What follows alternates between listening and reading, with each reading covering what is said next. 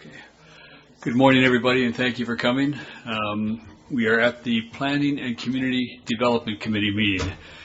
If anybody's here for anything else, you're in the wrong place. Okay, so I'd like to first of all acknowledge that we are within the territory of the Sechelt First Nation as we hold this meeting. We'll now call the meeting to order, time being 9:30 a.m. We have an agenda, and first of all, I'd like to ask, are there any additional items that members of the board would like to place on the agenda? So I have one I'd like to add under new business, Regional Growth Strategy Report. Bring that forward under new business, and we'll talk about that. Are there any others at this time? Okay, could I have a motion then to adopt the agenda as amended? Director Pratt? Director Hiltz, thank you. Could I now have a motion to receive all of the reports that are on the agenda package, and that will save us doing those individually? Director Seegers and Director Lamb, thank you. So we'll start right off then with a report, PowerPoint presentation, I understand. So give directors an opportunity to adjust your seats because the PowerPoint will appear right behind us. And from the Planning and Community Development Services overview. Thank you.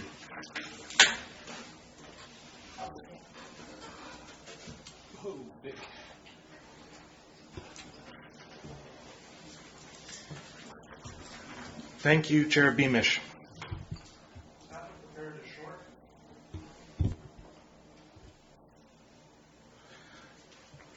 Staff have prepared a short overview presentation to assist the committee with today's agenda.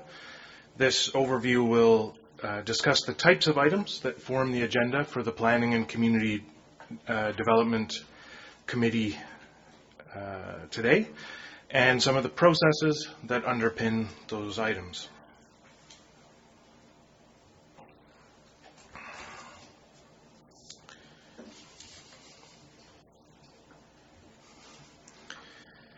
Typical types of reports that are on the Planning and Community Development Committee agenda include policy reports, official community plan changes, rezonings, development variance permits, and referrals.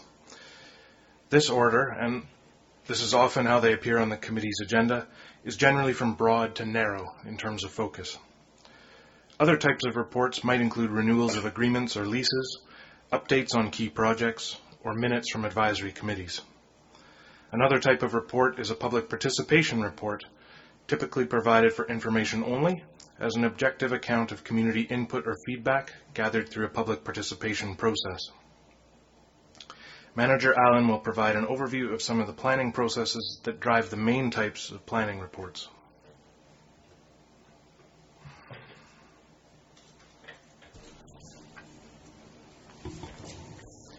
Thank you. Amendments to the current official community plan or zoning bylaws may be required when a proposed use or density of a property is not permitted within the current zoning. In most cases, property owners will be requested to develop within the means of the existing zoning. However, when there is an application for an OCP amendment or rezoning, the application will be considered by the SCRD board, advisory committees, referral agencies, as well as the public.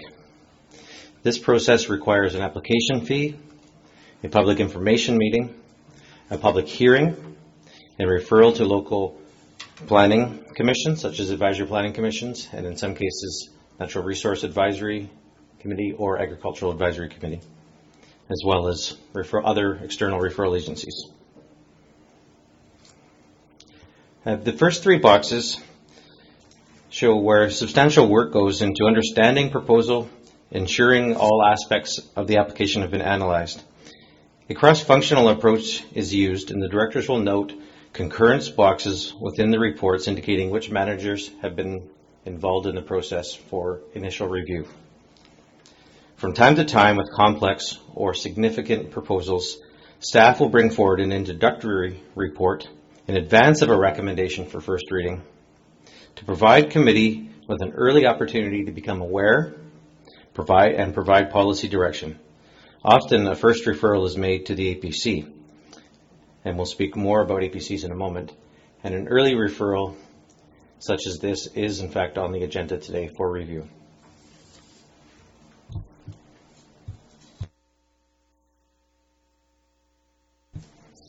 Development variance permits, also known as DVP, may be required prior to subdivision approval or the issuance of a building permit if a structure does not meet zoning requirements such as setbacks, height limitations, which are established within the zoning bylaw. A DVP may also be needed when existing conditions on a property pose difficulties for siting of new structures. DVPs cannot be used to vary permitted uses nor density within the zoning.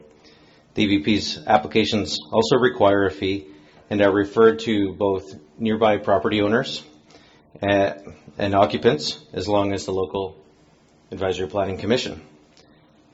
Sechelt Nation, and in some cases Squamish Nation, are also referred to for comment prior to consideration by Regional District Board.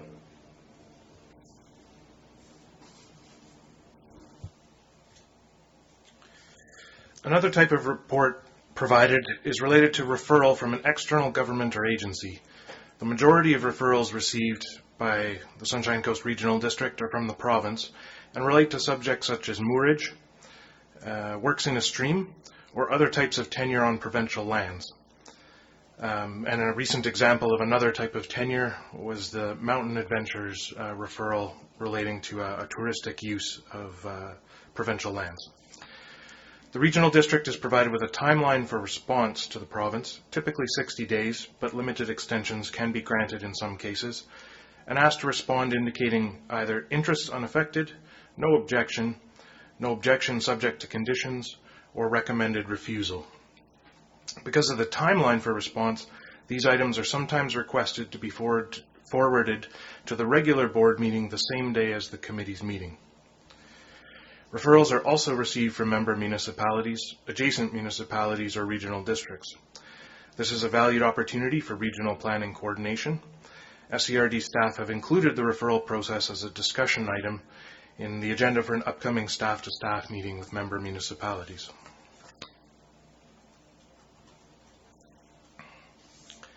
An important part of the planning process is the referral of matters to the Advisory Planning Commissions. Advisory Planning Commissions, or APCs, advise the Regional District on all matters referred to the APC by the Board, respecting land use, the preparation and adoption of a community plan, or a rural land use bylaw or proposed bylaw or permit. Each electoral area within the SCRD has an APC. APCs are valued volunteers who provide a community voice on matters in that area. Appointments are made by the Board in January or February for 2-year terms. The work of APCs is guided by legislation, by SCRD's Bylaw 453, and a communication policy. And the committee will note that many of the items on today's agenda have or will benefit from advice from APCs.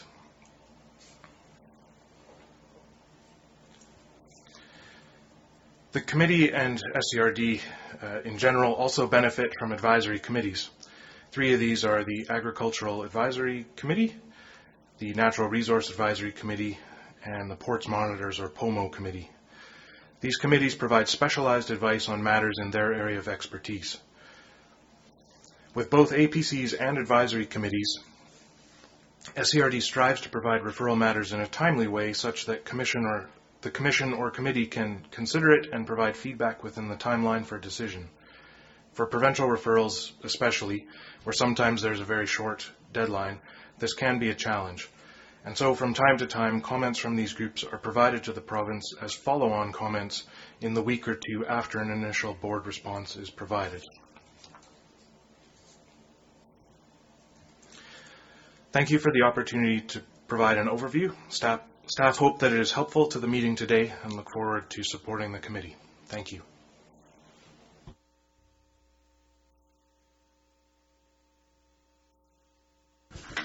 Thank you very much for that. I appreciate also the opportunity as a educational opportunity for us as new board members to all learn that together and to be informed. Just to ask a question, does anybody from the board have any questions about that presentation? Director Seegers? Thank you. Could we have that back up on the screen, please?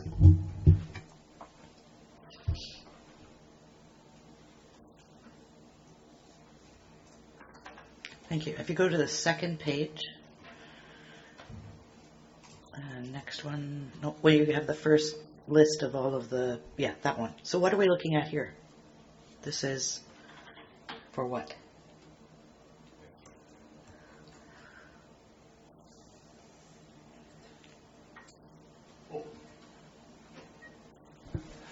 Thank you. Yes. Could you please respond to that? Thank you, Chair Beamish, and thank you to the Director for the question.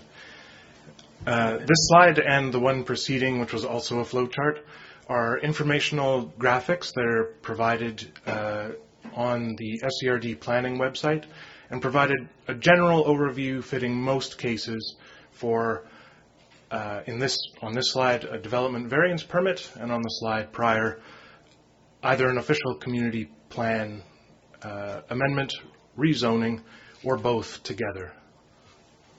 Okay, so follow-up question. So what I notice is in the one looking at OCP amendments or rezoning applications, the process is typically that it goes to APC after first reading. When you're looking at a development variance permit, it refers prior to coming to committee.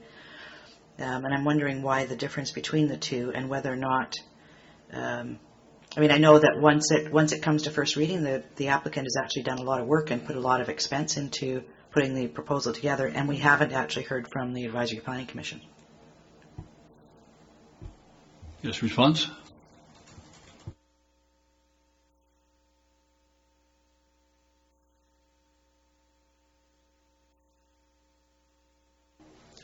Yes, thank you, Chair Beamish. In many cases, an amendment to an official community plan and or zoning bylaw has a larger scale, more significance than perhaps a side yard setback reduction, in which case we would like to present the committee and board the opportunity to review the entire application prior to placing it on an Advisory Planning Commission agenda, so that the director is well versed in the issue and can potentially assist the APC in the discussion. Whereas, again, a development variance permit in most cases is much more minor. If we've received a significant development variance permit, we may use the discretion to come to committee first. Thank you. I'm going to give that some thought, and I'll come back. Thanks. Anybody else have any questions? Director Hills? Yeah, thank you. Thanks very much, staff, for the introduction. It was great. I'm particularly interested, if you could put that first slide up again, the flow chart. I'm particularly interested in that very first two blocks where the applicant comes in. So that's an informal discussion, and the applicant submits an application. So these are standard forms, and at that time are file numbers established, and how to track that file through the system. That's kind of what I'm interested in.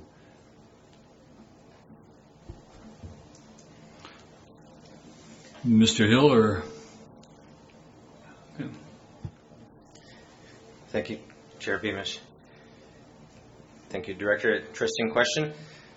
Most applications do start with conversation, perhaps front counter, telephone, email.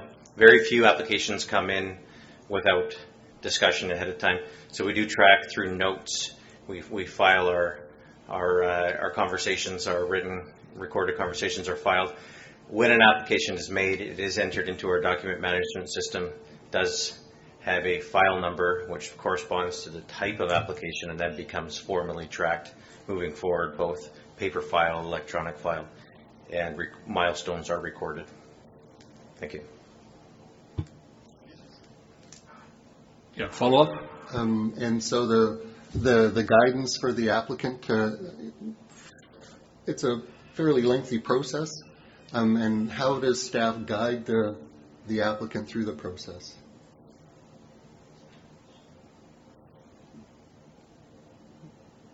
They won't speak unless you give them permission. Sorry, Mr. Hill. Thank you, Chair Beamish.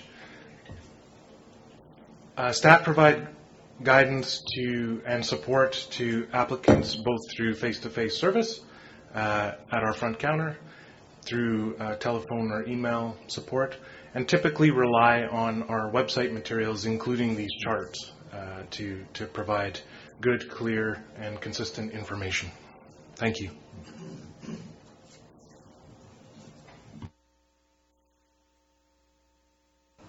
Okay, any further questions from the directors? Mr. Lamb, Director Lamb. That one right there. Okay, there you go. Can I just get? I'd like the staff to introduce their name and what position they have at the regional district office. From here I can see the name, but I don't know what the position is here. Thank you. Thank you, I appreciate that. I'm having trouble with that light in my eyes seeing names too, so that's good. Okay, please go introduce yourselves. Thank you, Chair Beamish. My name is Ian Hall. I'm the General Manager of Planning and Community Development.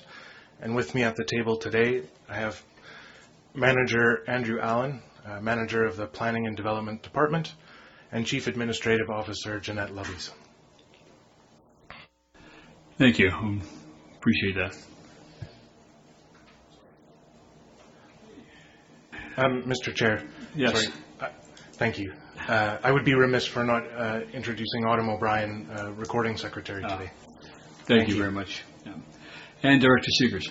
Thank you. I'm wondering if we could get a copy of the presentation. Then most of us didn't take notes, so we're assuming we're going to get that. Thank you. Yes, I assume we can receive a copy of that? Yes, Mr. Chair. Thank you. See no further questions. Thank you for that presentation. We'll move on then to the geotechnical considerations in SCRD planning presentation with Andrew Allen, Manager Planning and Development.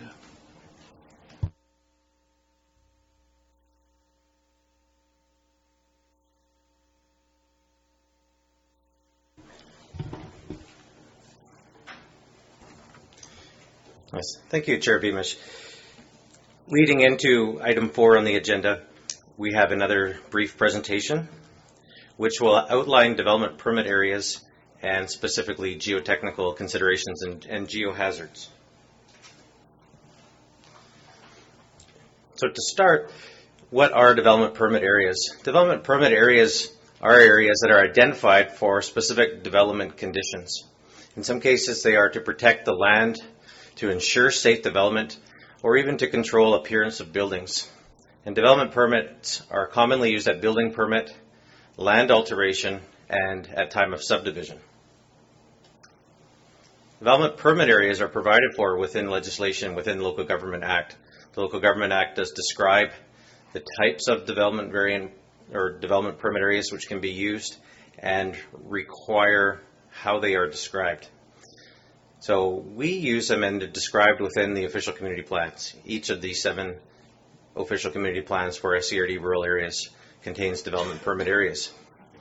Within the legislation, we may include conditions as described in the OCP about the type and the location of a development permit area, the timing and sequence of a development within an area, as well as the installation of protection measures, be it geotechnical measures, be it landscaping measures, protecting the land, protecting a feature such as a creek or an ocean front.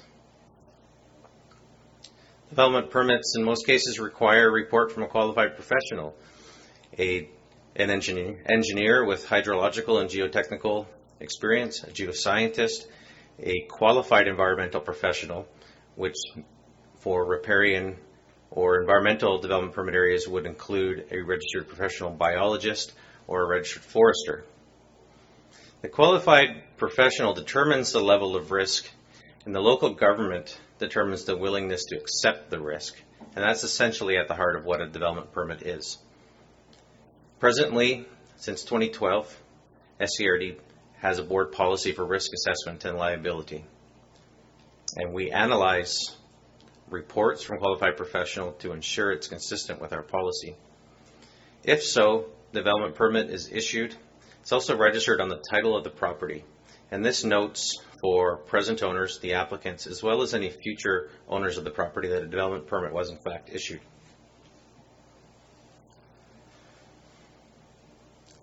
So there are, as indicated, there are a number of possibilities noted within the development permit area where development permit areas can be used. Within the SCRD OCP, we use development permit areas for geohazard areas, riparian, as in creek corridors, shorelines, aquifer protection and stormwater management within the West Howe Sound OCP, form and character for buildings. This is notably within Elphinstone and Roberts Creek official community plans. And West Howe Sound and Roberts Creek also contain areas for agricultural buffering, where there may be potentially development adjacent to agricultural land reserve properties. And how are development permits issued? How do they work? The form and character with respect to commercial industrial buildings and the appearance of buildings, those are issued by the board. Geotechnical and riparian development permit areas or development permits, which are considered technical in nature, are issued by the manager, and this is noted within delegation bylaw. And I'll show a couple of examples of development permit areas. This is the Egmont Pender Harbor official community plan, ranging from Middle Point through to East Egmont. And there are a number of types of development permit areas, and shaded we have high bank, rocky slopes, low bank, oceanfront slopes, creeks, flood confluence areas. There are a number of different development permit areas which apply. And here is an example of Half Moon Bay. Again, low bank as in coastal flooding, high bank coastal slopes, as well as ravines and creeks and general geohazard areas. And so how did we come to these? How do we define these development permit areas? Most OCPs, since the inception of our OCPs in the early 1990s, have had development permit areas. From 2012 through to 2017, we've had consulting advice from Kerwood Lydell Consulting Engineers, who have reviewed our areas using up-to-date and accurate information from 2014 air photos, LiDAR, which allows us to see contour lines and elevation. And each of our new OCP areas have been updated, with the exception of the Hillside Port Mellon area, which has not been reviewed to date. So from Twin Creeks through to Egmont Pender Harbor, within a 5-year period, Kerwood Lydell reviewed all of our hazard areas and has provided a consistent approach with respect to how we develop the background behind our development permit areas. For geohazard, to qualify, this does not apply to agricultural buffering or form and character. These are for geohazard areas, potentially unsafe areas. And they focus in on the coastal zone hazards, creek hazards, and slope hazards. These are the key focus of our more recent updates. And we amended the suite of OCPs to introduce these new development permit areas, and they were also introduced in the recently adopted Egmont Pender Harbor official community plan as well.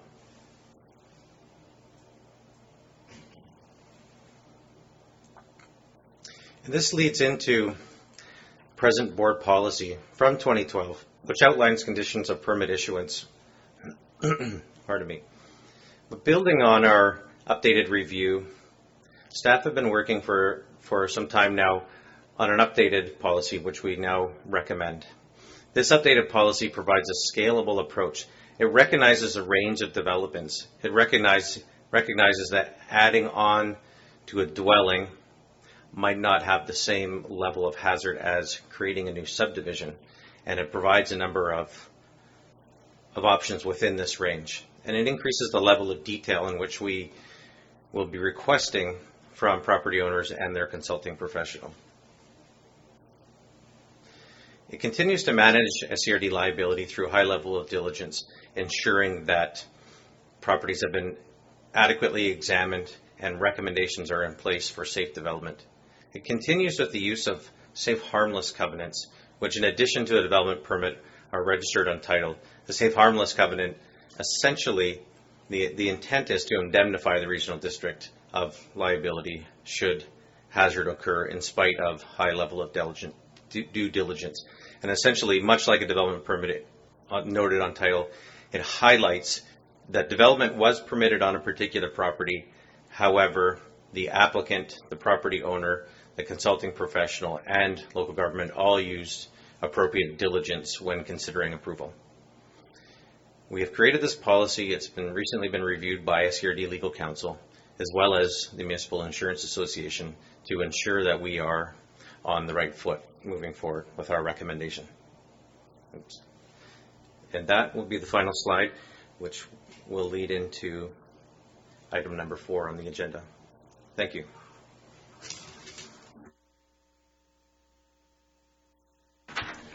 Thank you, Mr. Allen. I'm sure that's going to give rise to questions. I'll look forward to them. So, Director Seegers. Thank you.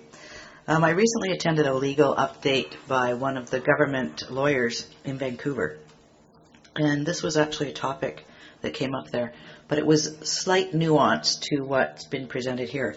One of the things that they've indicated is that we do have the geotechnical people putting together the reports, which we then rely on, which is standard practice by municipalities across the province, probably across the country. But what we haven't really looked at, and it's something that we need to get a handle on, is what type of insurance levels do we require that those geotechnical people have behind the scenes. As you know, we're dealing with Sea-Watch in Sechelt. We've had lots of geotechnical reports, and there's varying levels of liability that those geotechnical people have. So it's a conversation that's arising in the province, and as regional districts and municipalities, we need to look at not only what reports they need to provide, but what level of assurance do they need to carry in insurance coverage should something go wrong? Because we register the covenant on title, so we're not liable, but they are. So that's a piece that is in conversation, and I think it bears looking at. And down the road we could look at including something like that in our documentation. Thanks. Mr. Hall, Mr. Allen, would you care to respond to that, or is it?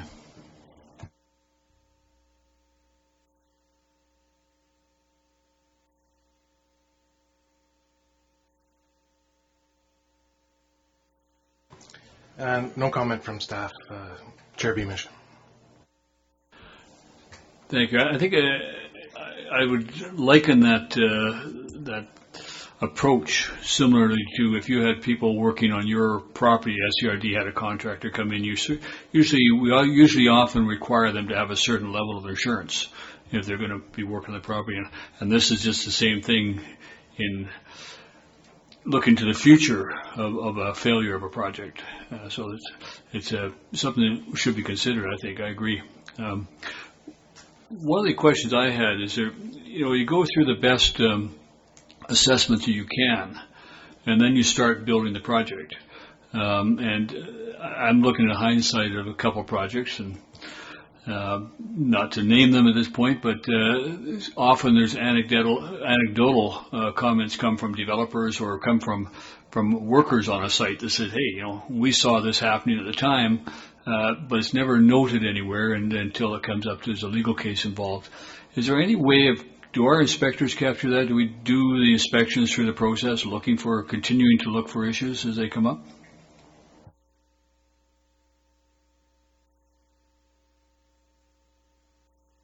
And I guess further that, how do we document those if they do come up?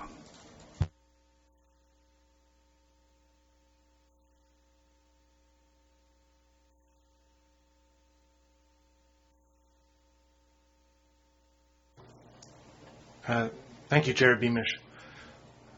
SCRD's building inspection team does require a final letter of assurance from a qualified engineer as part of the building permit issuance process. Thank you. Okay, thank you. Other questions? Director McMahon? Yes, I was just wondering, this is for the SCRD. Is there a consistency between the SCRD and the municipalities in how the geotechnical hazards are handled? Mr. Hall?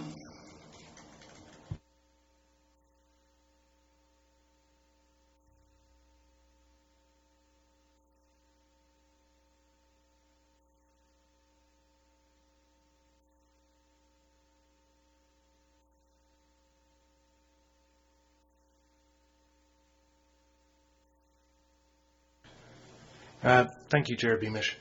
So each planning jurisdiction on the Sunshine Coast adopts its own approach to planning, and that's defined through official community plans.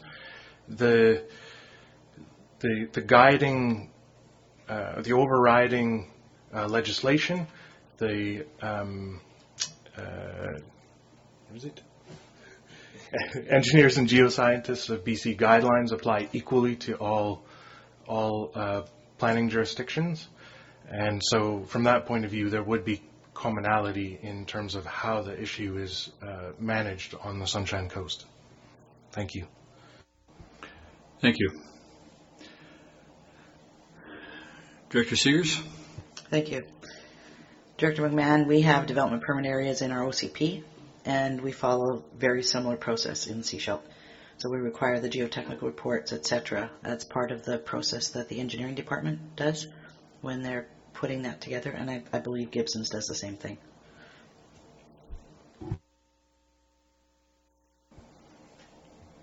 Any further questions? I just wanted to comment my gratitude for staff for both of these reports as a primer on, this is the start of a primer, I guess, on planning and development. It's very much appreciated, so thank you. Yes, and again, although this is basic information, it's a good start for us all, and we'd appreciate having copies of these as well, this one as well.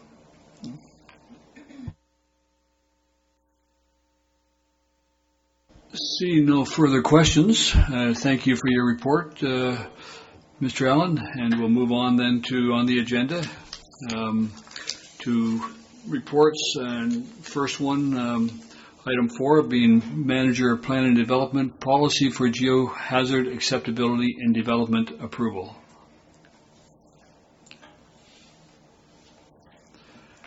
And who will present that?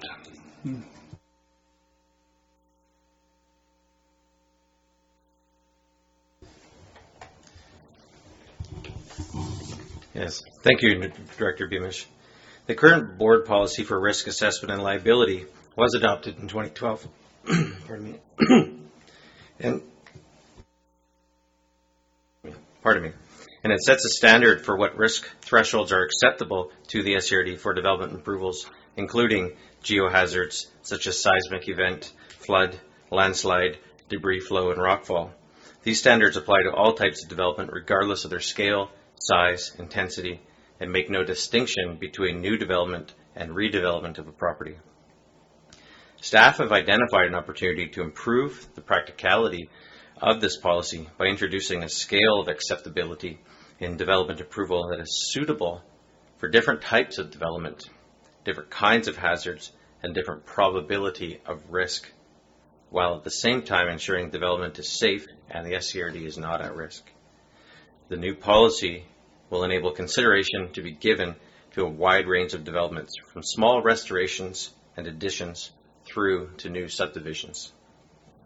The policy will provide design standards for property owners and consulting engineers to consider when proposing development, and will also provide SCRD with an established level of risk assessment to consider when approving a wide range of development activity. Thank you.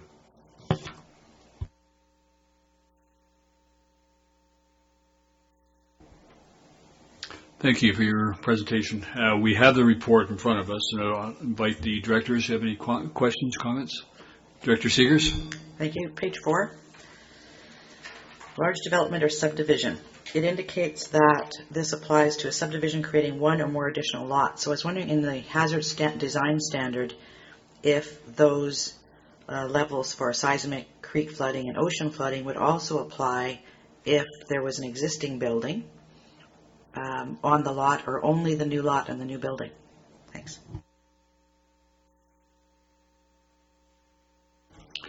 Thank you, Mr. Allen. Mr. Hall?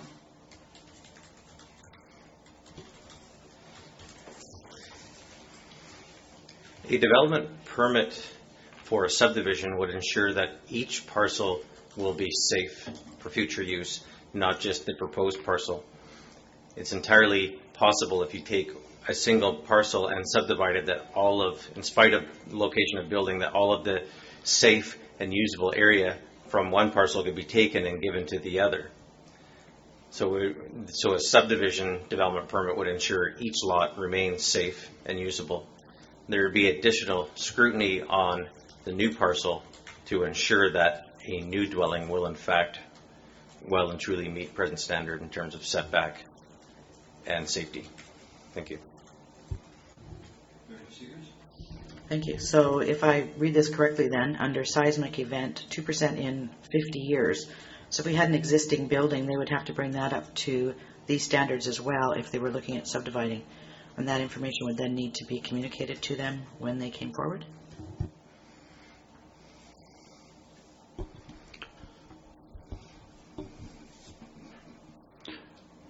Mr. Allen, Mr. Hall?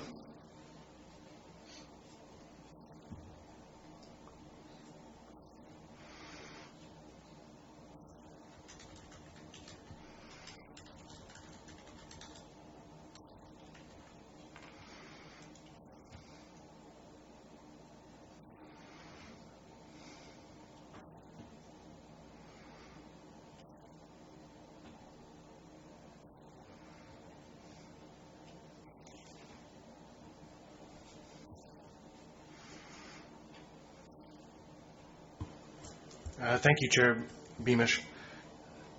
Staff are unable to answer that question at this moment and would value an opportunity to review it before responding. Thank you. Thank you. Get back to us, please. Thank you. Director McMahon? I'm just curious about the process because, of course, if somebody has a small home that they're doing a small addition to, is the process as complicated and expensive for a small property as it is for a large subdivision? Mr. Hall, Mr. Allen? Thank you, Chair Beamish. The process would be the same in the sense that a consulting professional would be retained to examine the proposal. However, if you take an existing dwelling and propose to add an addition onto it, the proposal is more limited in scope rather than, say, a parcel of several hectares involving several proposed lots, which would need to examine safe building sites on each parcel, which need to examine stormwater and the impacts of land clearing, etc. So it would be a simpler result to receive a development permit for an addition, but fundamentally the process of retaining a consultant, reviewing and approving remains the same. Thank you. Thank you. I have a question, if I may. Under page 3, liability transfer,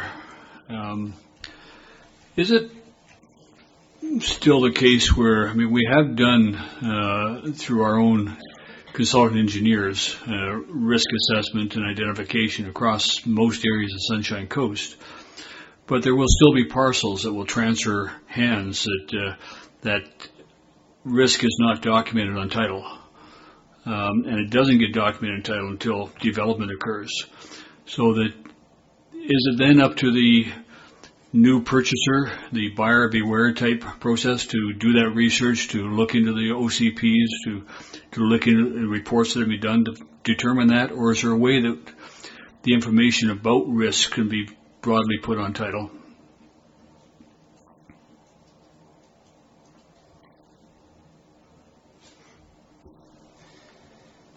Thank you, Chair Beamish. Excellent question. Certainly once a development has occurred and there is a note on title, it becomes that much more apparent for all involved. It's a regular part of our business process to work with landowners, prospective purchasers, as well as real estate professionals to provide some insight onto parcels. And we do highlight and we do note to folks if a property is in a development permit area. It's a common question that's asked of us. Another common question that's asked of us is, have I asked all the questions yet? Frankly. And when that question is asked to us, we do examine our mapping and we do point out development permit areas and pass that information on the best we can. Yeah. Thank you. And it's also my understanding that where we become aware of a hazard in an area, we don't have the right to put a notice on title until such time as a permit has been generated for that property. Is that correct? Yes, Mr. Chair, that is my understanding. Thank you. Thank you. Any further questions from the directors? In that case, we have a recommendation in this report, recommendation that the existing SCRD policy number 13410-8, titled Risk Assessment and Liability, be replaced by the policy for geohazard acceptability and development approval as contained in this report. And could I just add to that, in this report dated November 15, 2018, becomes very specific as a linkage to which report the resolution is talking about.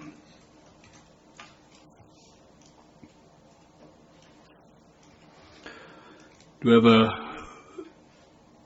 mover and seconder for that recommendation?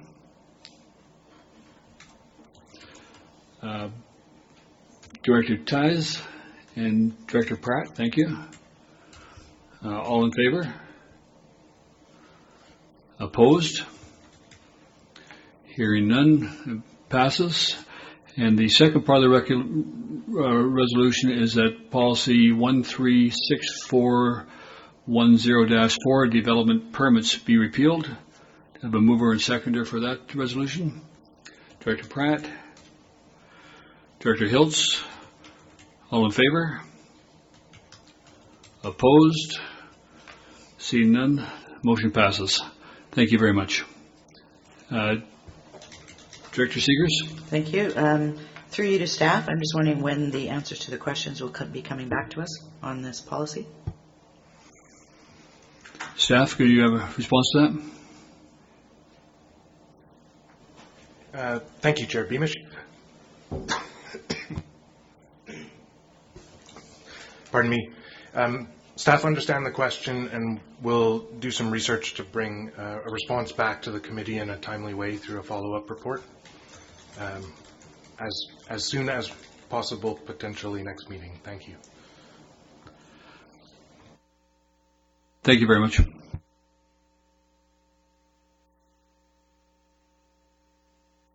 Sorry, moving next to item 5 on the agenda. This is a introduction of proposed Roberts Creek official community plan amendments for remainder of lot 1312, electoral area D, and senior planner to present.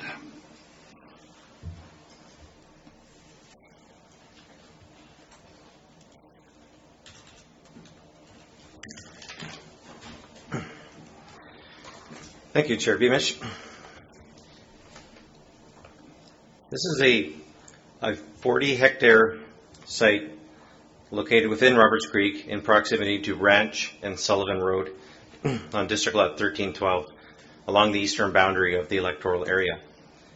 We've received applications for both official community plan amendment and rezoning to facilitate a future subdivision of the southern 12.75 hectares of the site into 12 rural residential parcels with a minimum parcel size of 1 hectare.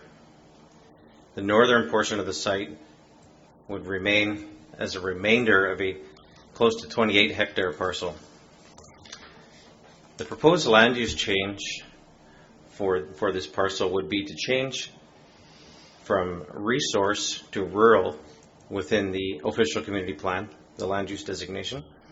And the zoning is proposed to be changed from RU4, which is rural forest, to RU1, which is rural residential. That would be the land use portion of the zoning. The subdivision district proposal is to change from Z. The Z has a minimum parcel size of 100 hectares to F, which is a 1 hectare. The applicant proposes to gift the remaining 27.7 approximate hectare parcel to the SCRD as a community amenity contribution, noting that this is adjacent to the existing 3.33 hectare park, which was recently acquired from an initial subdivision on this district lot. Also, there is a trail through the parcel which SCRD presently benefits from a statutory right-of-way. There are other informal trail networks on the property as well. The remainder of the parcel also contains a lease for a cellular communications tower. And staff note that accepting the proposed land as a community amenity contribution has implications which do require further information and analysis. Hence, a preliminary referral on this application rather than request for reading at this time. Staff recommend that direction be given from committee to continue to work with the applicant to refine the application and provide a report to committee early 2019 with potential recommendation for first readings. We also recommend that the report and attached information be referred to an upcoming meeting of the Roberts Creek Advisory Planning Commission. Thank you.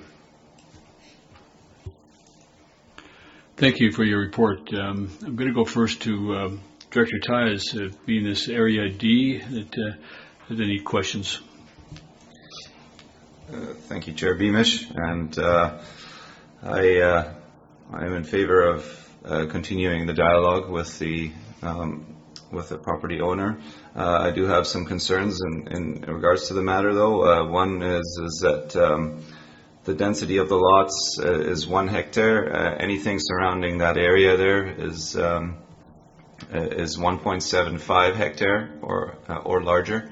So I'm wondering why we're going with smaller parcel sizes, and whether the considerations that come with smaller parcel sizes, like the density of wells, the density of septic systems, and fire protection, has been considered.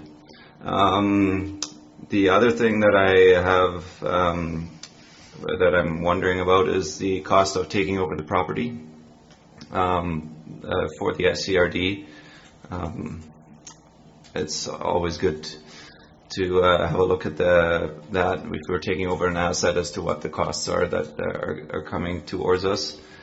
And I would also like to request that the review is also taken to the OCPC committee for Roberts Creek. So if we could add that on, that would be great. And I believe Director McMahon also has some questions. Thank you, Mr. Hall. Mr. Allen, would you like to respond firstly to Mr. Tyes? Thank you, Chair. Thank you, Chair Beamish. Staff would appreciate a motion to support the referral to the Official Community Plan Committee, should the committee wish. Thank you. Yes, we will do that. Any further questions, though, before we do that?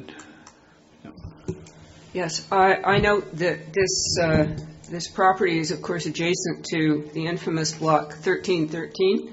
And although the plan here shows it as a park, it is slated to be logged in the near future, and the residents are incensed, to put it mildly. I heard a lot from them last night. So I would like this also to be referred to the Area E APC, because it's right on our boundary between Roberts Creek and E, and I think there may be implications.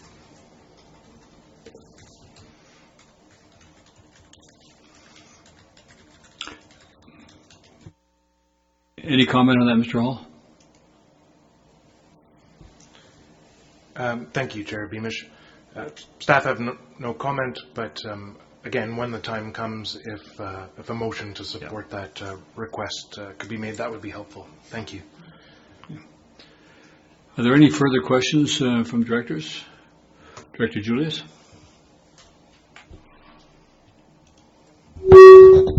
Yes, I was just Chair Bill, I was just curious as to what Archie work is going to be done on this site, if any.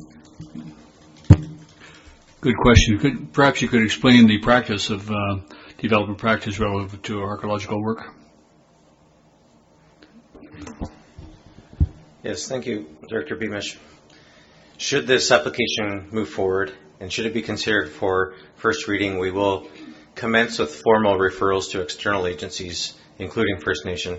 When OCPs are amended, it certainly would be common practice to request that initially it start with a preliminary area field reconnaissance to determine an initial scope of the property and determine if there are recommendations to move forward with more detailed archaeological review.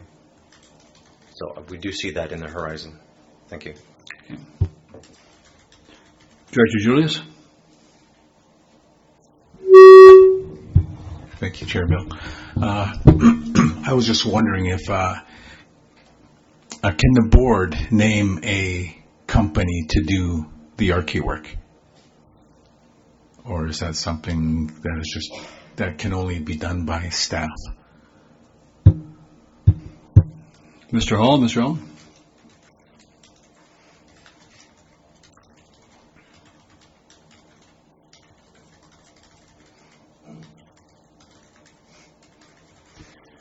Thank you, Chair Beamish.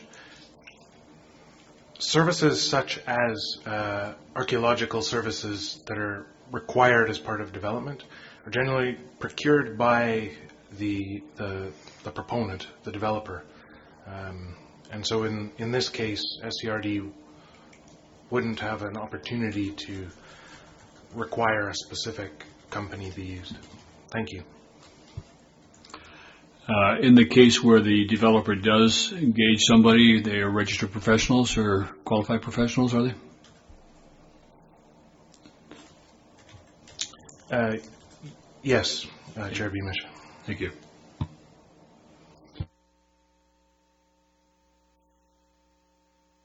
Mr. Hiltz. Yes, thank you, Chair. I'm particularly interested in if there's an SCRD, something that deals with the interface aspect of the, as we push the development further into the interface area, and I think California right now kind of highlights the interface aspect of forest fires. And historically, people might remember the 1906 Madden fire, which started on Leak Road and swept east all the way to Mount Elphinstone. So I'd be interested to know, is there anything in this proposal to look at that interface aspect? Mr. Hall, could you provide any information on policy around that?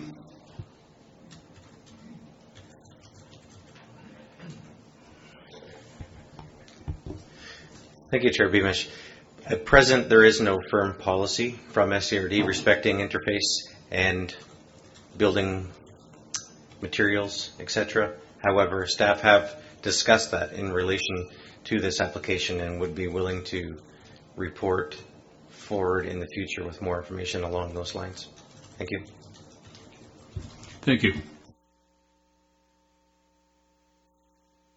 See no further questions or mics on. We do have resolutions in the report and a couple additional amendments to be added.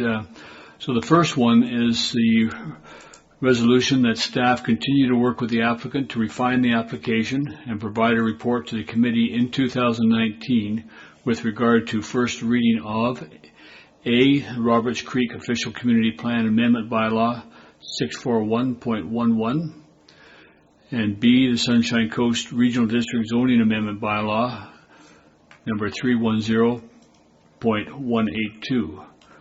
You have a mover, seconder on that? Director Ties, Director McMahon, all in favor? Opposed? Seeing none, the motion is passed.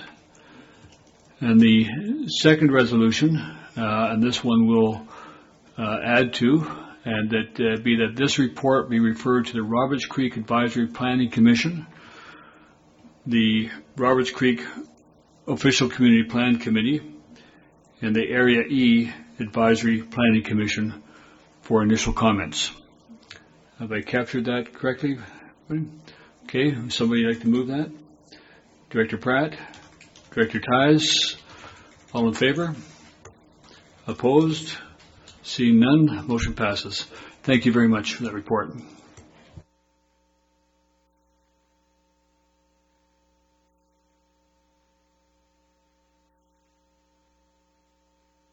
We'll then move on to item 6 on the agenda, and this is the provincial referral, CRN 00070, for annual removal of gravel from Rainy Creek, Howe Sound Pulp and Paper Court, in electoral area F.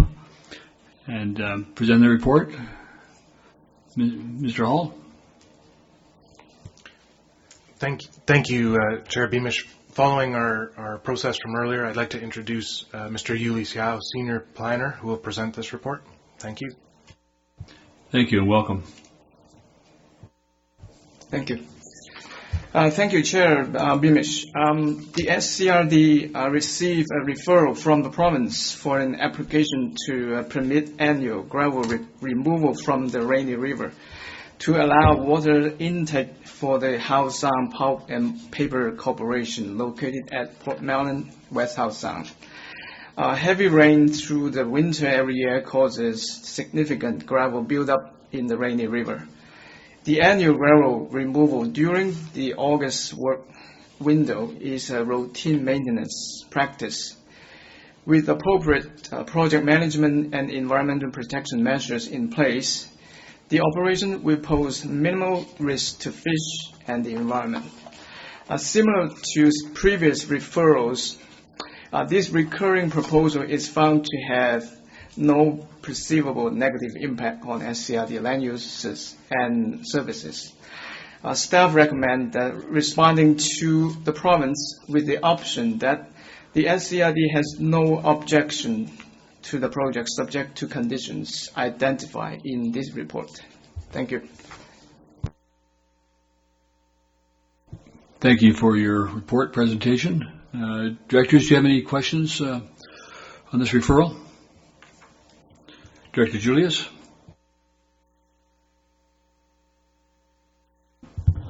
Yes, thank you, Chair Bill.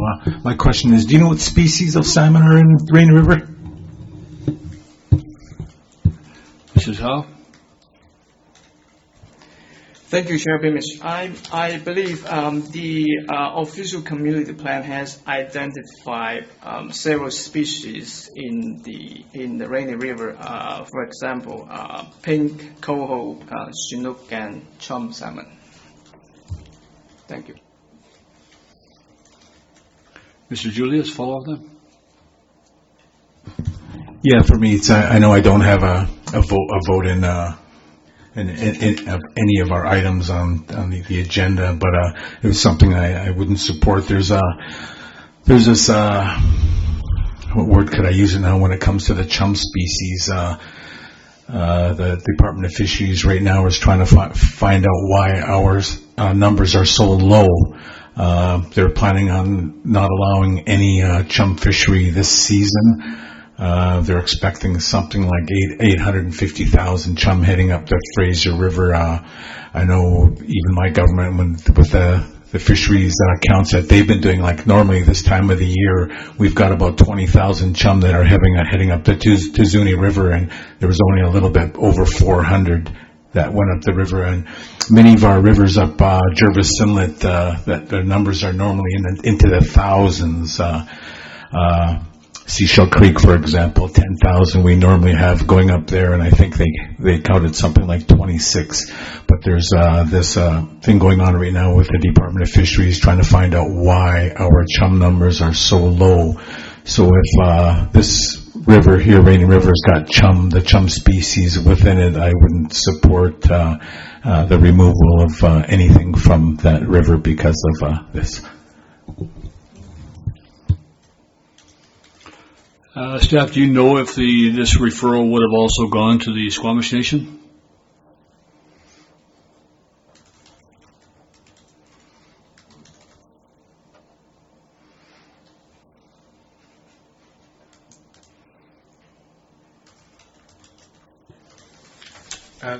Thank you, Chair Beamish. Yes, this would have been referred directly to the Squamish Nation. And staff would further note that should any change to the work occur, one of the recommendations relates to dialogue with the Squamish Nation. Additionally, staff would note included in the supporting documentation there is reference to the survey that was done prior to this work being planned, and at that time and in that survey all of the fish that were captured were steelhead trout. Thank you. Mr. Tighe, you had a comment? Thank you. They just addressed my question or my comment from the report. It's on page 38. Yeah. Okay, I've got two questions. One is the weir navigable by salmon? And the second question is if it isn't, is there a fish ladder in place? And the other question that I have is, they said that apparently last year there was no clearing done, and they might want to request for an emergency clearing of the zone if too much debris comes down. That kind of raises some concern with me, because then they'll probably be trying to remove all that while the river's flooding, and that would definitely increase the amount of sediment that would get washed into the downstream area. So I'm wondering if there's a request to, if they're going to do any kind of emergency clearing of the gravel, that it not be done during the time between, say, March and June or something like that, or March and July.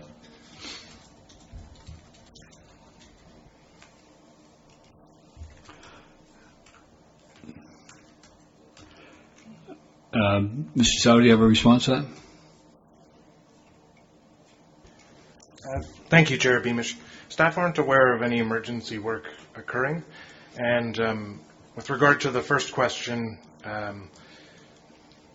for referrals such as this, staff do rely on the information provided by a qualified environmental professional, and the quality of the strategy, the mitigation strategy that is defined in the documentation provided, which I think on pages 38 through 40 describes the mitigation measures that are to be applied here. Thank you.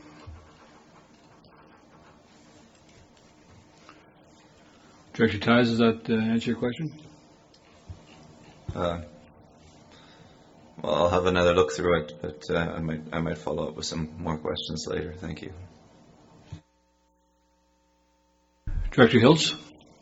Thank you, Chair. Thank you very much for the report, and I'm looking at page 29, and this has been a routine application that's come before the board. I believe the last time was in 2015, and at that time there was a board resolution to encourage Howe Sound Pulp and Paper to look at alternatives, and I'm wondering if it was staff had discussion with Howe Sound Pulp, or is that part of the referral documentations in terms of finding alternatives to the current practice? Mr. Hall, Mr.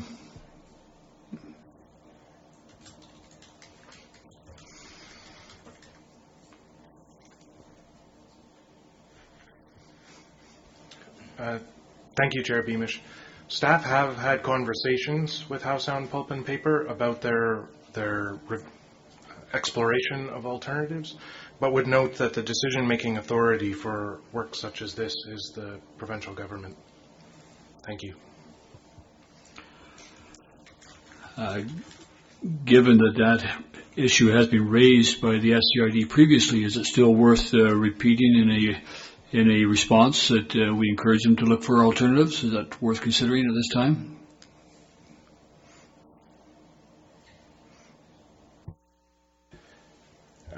Thank you, Chair.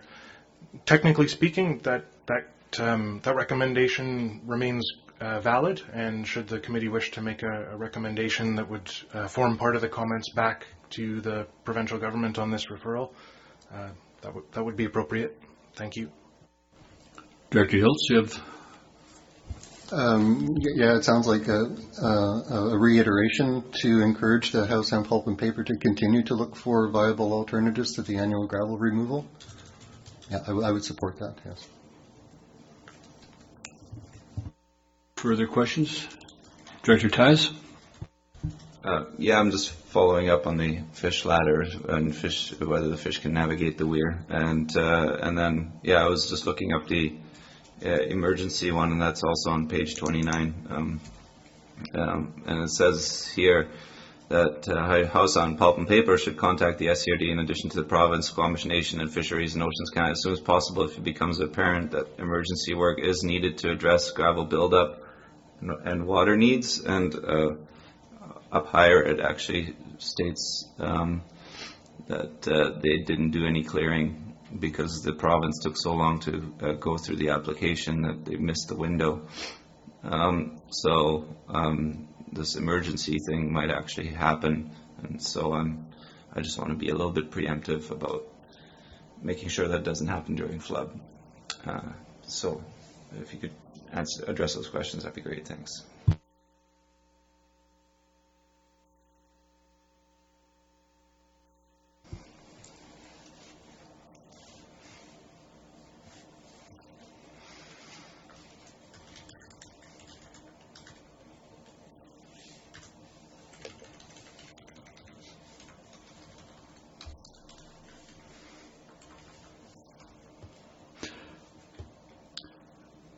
Mr. Hall?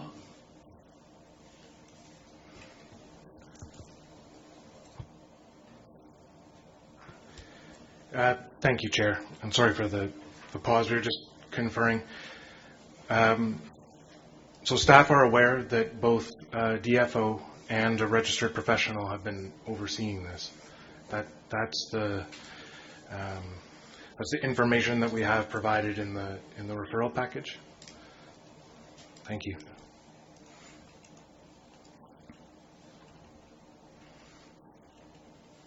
Are there any further questions from directors? Comments? I'd like to look at the recommendation then that appears on page 26 of the report. And what I'm hearing from the directors is we'd like to add to the response that number one, we would encourage Howe Sound Pulp and Paper to consider alternatives to the removal of gravel on an annual basis. And Director Ties, do you have a specific recommendation you want to make around the emergency, or?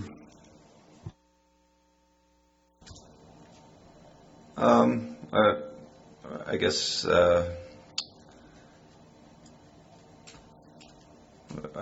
it would be my preference to say that if they do any emergency clearing, that it not be done during flood, and that's or in the period maybe between March and August. So if they're going to do any emergency clearing, they better think about it fast.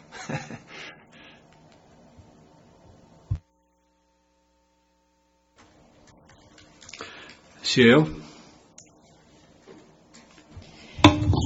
Thank you, Chair Beamish. So that would be good recommendations to add to A, B, and C as separate ones so that they're explicit back in the referral process. Thank you. Do we have captured wording of that? Could you give that? Okay, so I've added on D, which states that Howe Sound Pulp and Paper Mill be encouraged to consider alternatives for the annual gravel removal. And an E, which says if emergency gravel removal is requested, that it not be conducted during flood season between the months of March and July. Director Ties, does that capture your concern? Yes, I believe so, and I guess maybe you could amend to that also salmon runs should be considered as well, because that was another thought that I had, was if you're going to be doing that during salmon runs, it's probably not a good idea. And Director Hiltz, does that capture your concerns? Okay, so we have a motion then before us that I'll just read the motion. that the following comments be forwarded to the Ministry of Forest Lands and Natural Resource Operations and Rural Development. Subject to the following condition, SCRD has no objections to the proposed annual removal of gravel from Rainy River, provincial reference number 300378. A qualified environmental professional be present on site during the works to ensure impact is minimized, and that the QEP's report be provided to the province and the SCRD. A remediation plan be developed and implemented with the Ministry of Environment and Fisheries and Oceans Canada to compensate for any loss or damaged fish habitat. That Howe Sound Pulp and Paper Corp. Contacts the SCRD, the province, the Squamish Nation, and Fisheries and Oceans Canada if it becomes apparent that emergency work is required to address water needs. And D, if I could have those read again, please. D, that Howe Sound Pulp and Paper Corp. Be encouraged to consider alternatives for annual gravel removal. And E, if emergency gravel removal is requested, that it not be conducted during the flood season and salmon runs between the months of March and July. Director Seegers? Thank you. On D, I think instead of 4 annual gravel, we should say 2 annual gravel. 2 annual gravel? Okay. So an alternative to annual gravel removal, right? Not another way to remove the gravel. Okay. So do we all understand the resolution? So voting on this, please have a mover and seconder. Director Hiltz, Director Tyes, all in favor? Opposed? Seeing none opposed, the motion passes. Thank you very much, staff.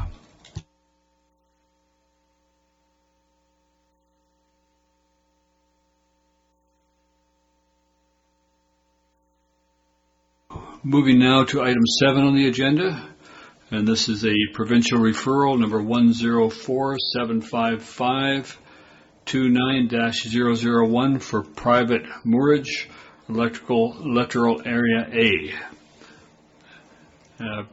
Presenting the report.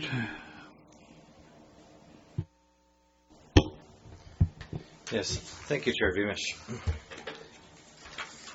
This is a waterfront parcel on Hardy Island located within electoral area A, Egmont-Pender Harbor. It is located outside of the official community plan boundary. However, there is zoning for residential parcels on this island. This particular application is for a moorage, residential moorage application for the adjacent parcel.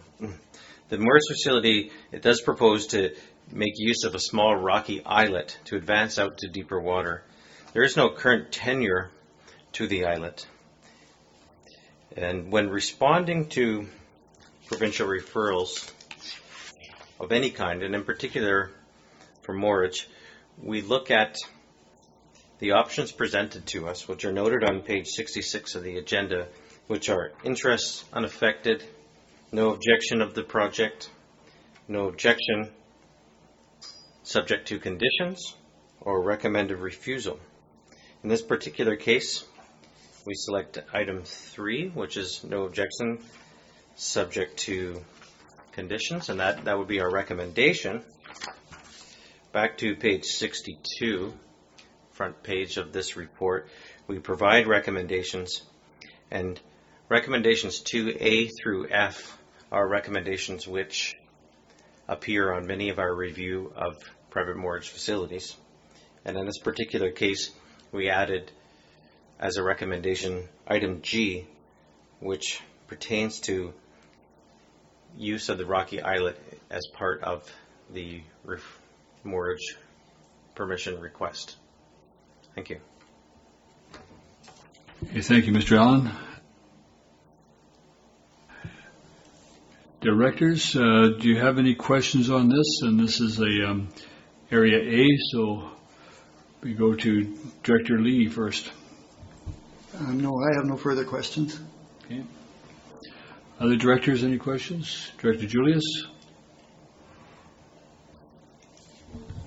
Yes, thank you, Chair Bill. My question is, I know that on, I think it's D on page 62 when it talks about public access. Is the public access there, or is it something that has to be developed? And the reason why I ask is if it does need, a trail does need to be developed, then more archae work. Mr. Allen? Thank you, Mr. Chair.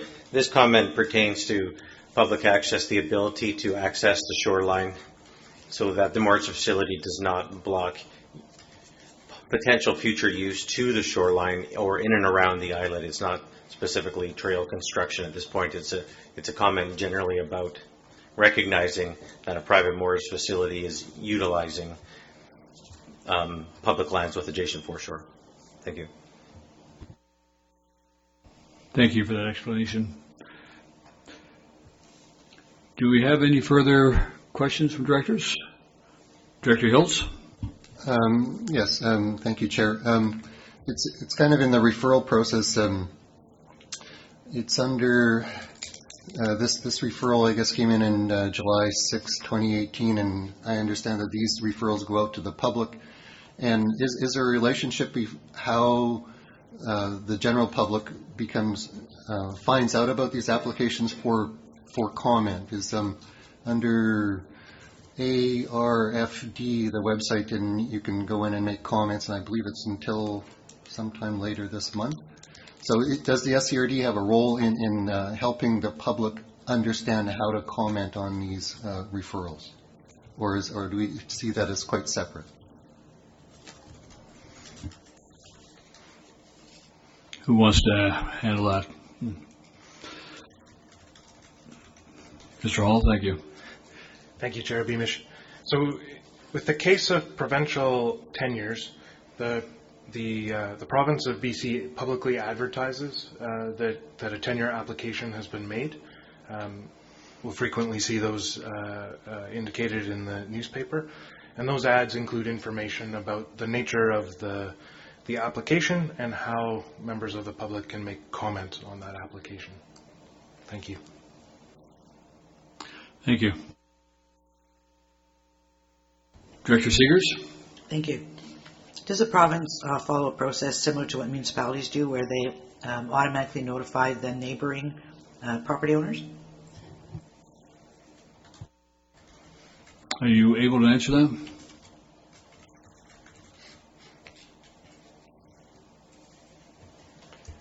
Thank you, Chair Beamish.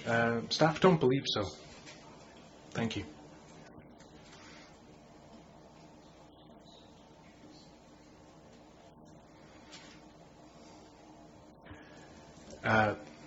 Thank you again, Chair Beamish. The applicant has helpfully shared that there's also a requirement to post notice on the property. Thank you. Thank you for that. Further questions? Director Ties? Just for clarification, thank you, Chair Beamish. Just for clarification, it looks like that islet is actually not on the property, and yet there's some infrastructure that's going to be built on it. And I'm just wondering if that's par for the course, or that's generally accepted practice, or whether that's sort of turning a blind eye, or whether somebody is actually purchasing this islet then. Thanks. Mr. Hall, Mr. Allen, do you know the answer to that? Yes. Thank you, Chair Beamish. It is an unusual scenario here, whereupon the islet is not considered land. It's considered essentially a small portion of the ocean area that rises above the ocean. Is not a part of the legal title. Perhaps is a simpler way of stating that, and hence why we recommend 2G that should this application proceed, that there should be some tenure allotted to formalize the use of the islet. It's unusual. I do recall one in a close by, I believe it was 2016, where we reviewed as well. But in some cases, it's required to get beyond the islet for water deep enough for moorage use. I haven't been to this particular site, but it's likely potentially dry seabed between the islet and the parcel at low tide, and it's a structural requirement in this case. So we do recommend that be considered by the province when making a decision. Thank you.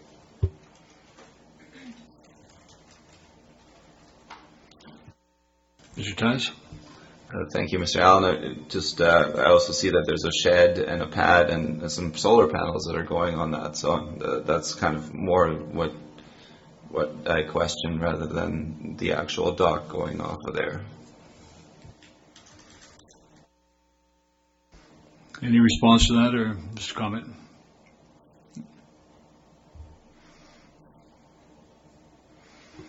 Thank you, Chair Beamish. We did note that when the referral came in, and that did, in a sense, provide us with the thought to point out to the province that that's there, and the province should determine through its approval process if they consider those auxiliary uses to be acceptable, and if so, under what terms. Thank you. Thank you.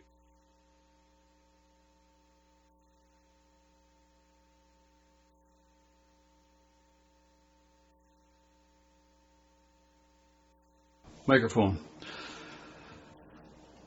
Resolution contained on page 62. It has not been amended, so we'll deal directly with that resolution. And that item 2, the following comments be forwarded to the Ministry of Forests, Lands, Natural Resource Operations, and Rural Development. Subject to the following conditions, the SCRD has no objection to proposed residential private moorage fronting Lot 45, District Lot 1488, Plan LMP 32269, New Westminster District, Provincial Referral Number 104-755-529-001. A, the SCRD will require a building permit and or development variance permit if any structure are considered to access the moorage facility. B, critical habitat, including eelgrass beds in or near the tenure area, should be identified by field study and protected. C, water quality should not be impacted by maintenance or construction activities, materials, or fuel storage. D, public access to the tenure should be maintained for shellfish harvesting as well as for recreational boating and emergency refuge.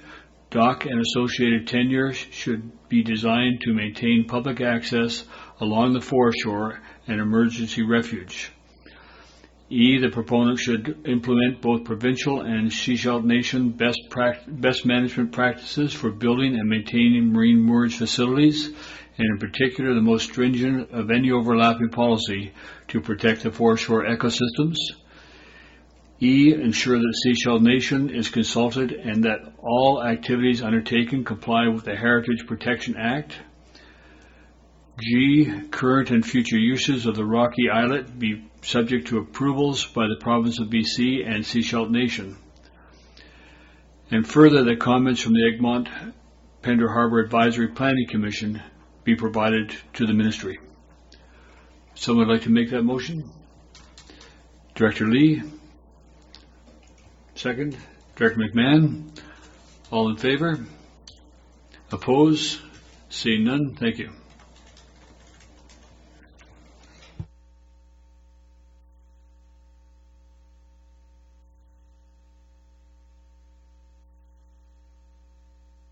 We'll move on now to item 8 on the agenda, and it's provincial referral CRN 00067 for private moorage, electoral area A. And speaking to that will be Mr. Allen. Thank you. Yes. Thank you, Chair Beamish. Item 8 is very similar in many regards to the previous application. Also a waterfront property within the Egmont-Pender Harbour area, located in between Earls Cove and Egmont with a residential moorage facility adjacent. The key difference here would be the lack of adjacent rocky islet. And as noted on page 94, the recommendations are very similar, and 2A through F would be the specific comments as recommended to be forwarded to the province. Thank you. Thank you, Mr. Allen.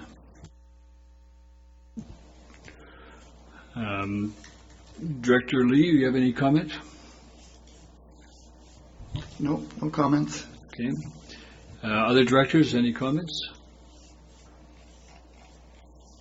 Seeing none, we have a motion in front of us, and that the following comments be forwarded to the Ministry of Forests, Lands, Natural Resource Operations, and Rural Development. Subject to the following conditions, SCRD has no objection to proposed residential private moorage fronting District Lot 5341, provincial file number 2412041. A, the SCRD will require a building permit and or development variance permit if any structures are constructed to access the moorage facility. B, critical habitat, including eelgrass beds in or near the tenure area, should be identified by field study and protected. C, water quality should not be impacted by maintenance or construction activities, material or fuel storage. D, public access to the tenure should be maintained for shellfish harvesting as well as for recreational boating and emergency refuge. Docks and associated tenure areas should be designed to maintain public access along the foreshore and emergency refuge. The proponent should implement both provincial best management practice for building and maintaining moorage facilities and Seychelles best management practices for marine docks, and in particular, the most stringent of any overlapping policy to protect the foreshore ecosystems. And ensure that both the Seychelles Nation is consulted and that all activities undertaken comply with the Heritage Conservation Act. And further, the comments of the Egmont-Pender Harbor Advisory Planning Commission be provided to the province. Do I have a mover? Director Lee, Director Pratt, all in favor? Opposed? Seeing none, thank you. It's passed.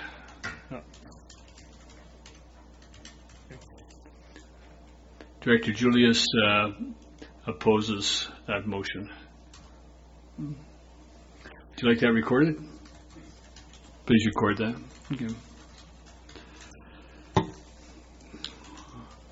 Okay, moving now to item 9, frontage waiver for subdivision SD000045, electoral area D. Speaking of that. Yes, thank you, Chair Beamish. This particular application is for a subdivision for a property located within Roberts Creek. The property presently contains 2 houses. One is accessed from Beach Avenue. The other house is accessed from Marlene Road.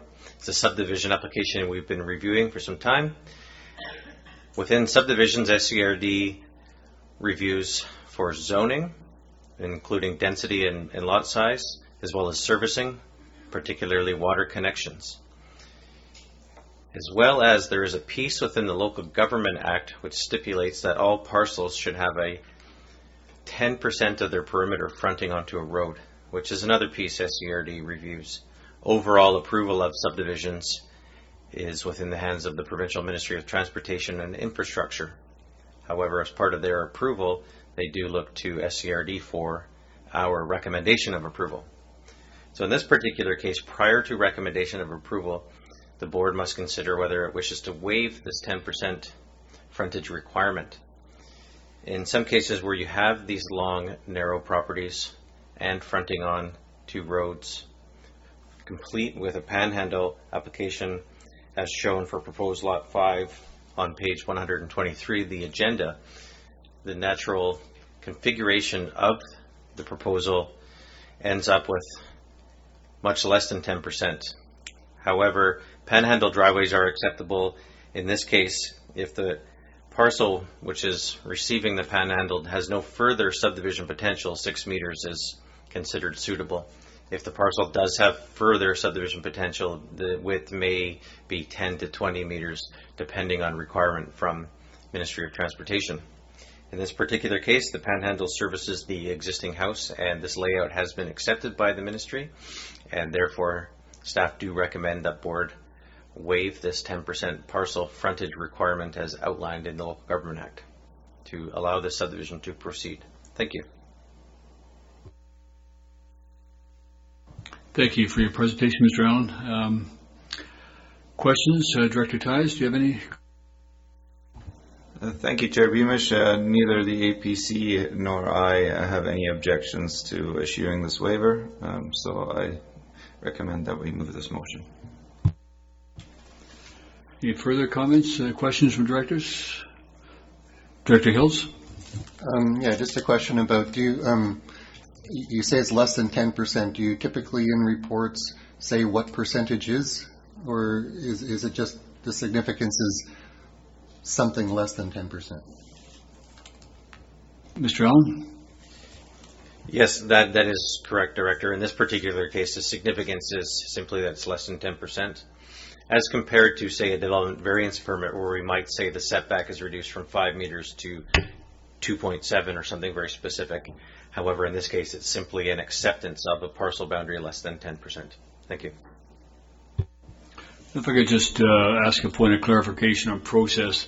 The SCRD does not itself retain an approving officer or do the subdivision layout.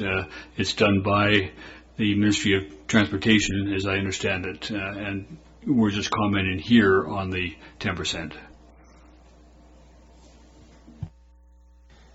That is correct, Chair Beamish. We do have an application process and an application fee. However, in this particular case, we're simply commenting on whether or not the waiver here is acceptable. Yes, and we are not the provincial approving officer. Thank you. Thank you. Okay, any further questions from directors?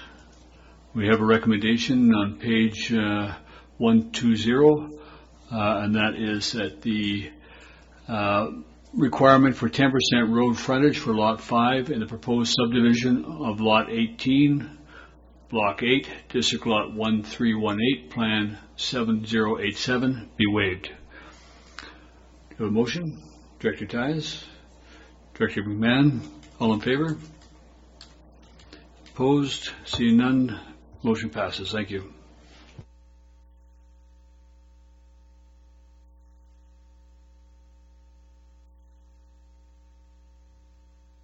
Director Seegers. Thank you. Follow up to your question, actually. You indicated that, or staff indicated that we do not have an approving officer here for subdivisions. Do we have an approving officer at the regional district? And if so, what is their role and what do they approve?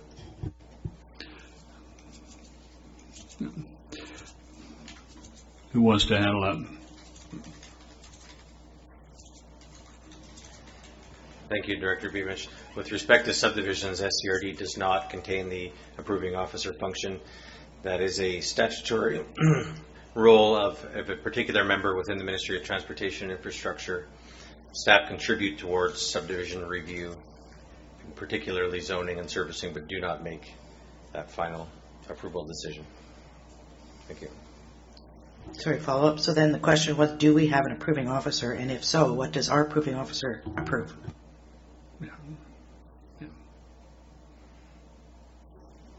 Thank you, Chair Beamish. SCRD does not contain the approving officer function. Thank you, Mr. Allen. Moving on to item 10 on the agenda. This is the electoral area D APC minutes of October 15, 2018. And these are, I believe, for receipt. And they're on your agenda package starting at page 124. Any comments on these? Director Tyes, do you have any comment? No comment. Thank you. Just process. I thought we received all the reports already. So Yeah, I think we received the staff reports in all this. This would be there's the APC report that I think should be separately received. So that, all right, the CAO. Thank you.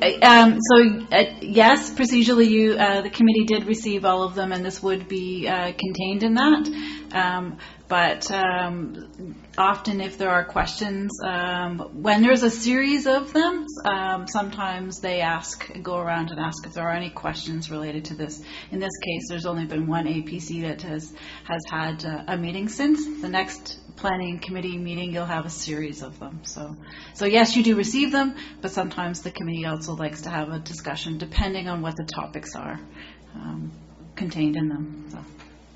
So right on both accounts. Okay. Noted. We'll accept this as received then and move on. Thank you. Okay. Anything under communications? The agenda? Okay. New business. The only item of new business we had put on there was a regional growth strategy. This strategy was presented, as I recall, in June to the board as a report.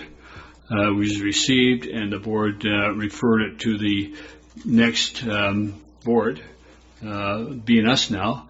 I would like to request that this be brought back to the board for discussion, and further request that in coming back to the board that it first be discussed among the staffing, senior staff at the municipal halls as well, with the District of Sechelt and the Town of Gibsons, so that they can have some input into it and perhaps be present when that report comes back to the board.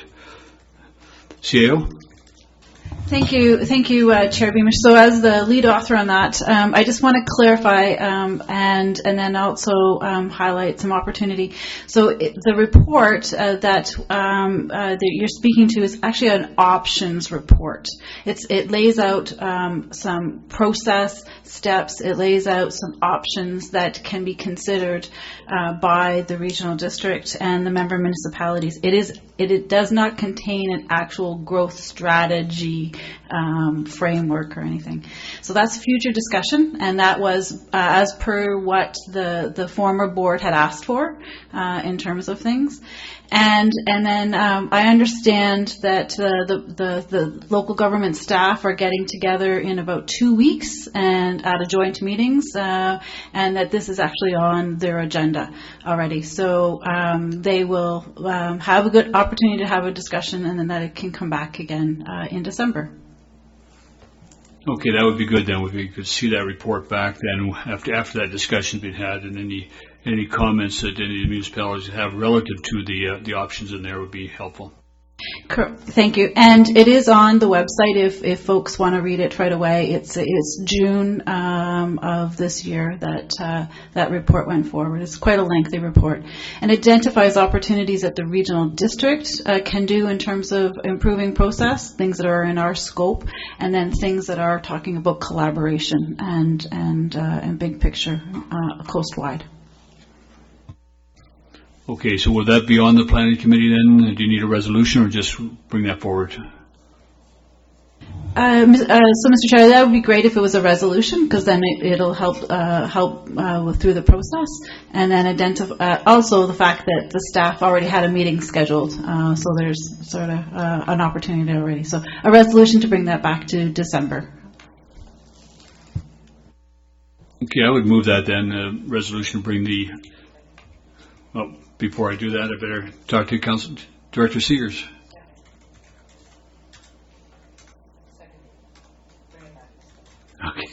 Okay. All right. Move that to bring that back in December with the after it's been discussed at municipal level. Thank you. All in favor? Thank you. Okay, that brings us close to a close. We need to have a motion to adjourn this meeting. Director Pratt, Director Seegers.